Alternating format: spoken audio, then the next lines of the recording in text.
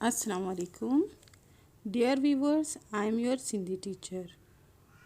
आज से मैं आपको सिंधी पढ़ाने की कोशिश करूँगी।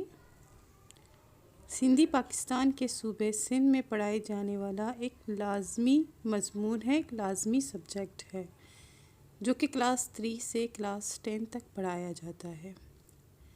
सिंधी सब्जेक्ट को क्लास 3 से पहले इसलिए पढ़ाया नहीं जाता क्योंकि ये एक मुश्किल सब्जेक्ट है और इसको पढ़ने के लिए हमें उर्दू की सहारे की ज़रूरत पड़ेगी।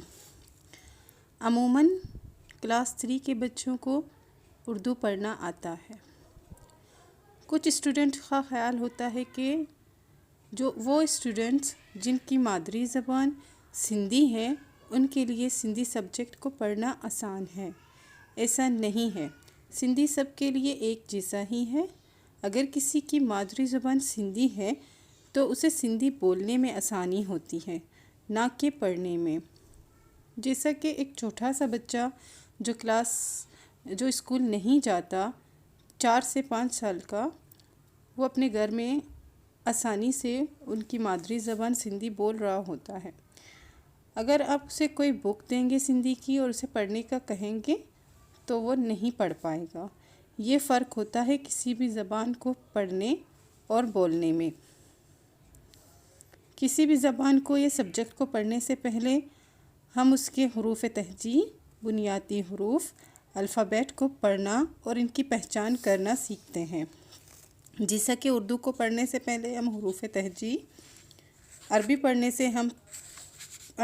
से पहले हम कायदा पढ़ते हैं और इंग्लिश पढ़ने से पहले हम अल्फ़ाबेट A to Z पढ़ते हैं और उनकी पहचान करते हैं।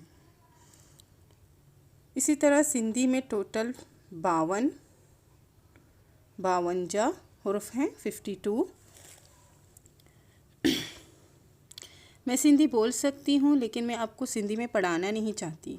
मैं आपको उर्दू की मदद से सिंधी पढ़ाने की कोशिश करूँगी ताकि आपको सिंधी पढ़ने के साथ साथ सिंधी समझने में भी आसानी हो। वो हुरूफ जो सिर्फ़ और सिर्फ सिंधी में होते हैं हम उन पर ज़्यादा तवज्जो देंगे।